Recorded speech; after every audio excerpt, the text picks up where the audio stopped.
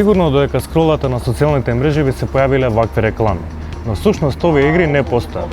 На рекламите изгледаат забавно, имаат возбудлив геймплей и ветуваат многу интересни загадки и битки. Ние инсталиравме неколку од нив и беа потребни само 20 минути за да ни побараат пари за да продолжиме со играта.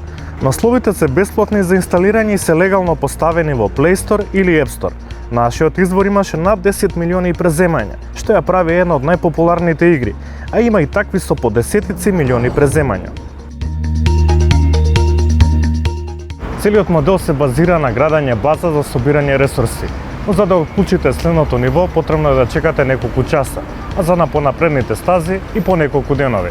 За да го забрзате процесот на градба ви се потребни токени, кои може да ги платите со вистински пари. Во самата игра, која е обична стратегија за градење база, директните битки или загадки се вистинска реткост.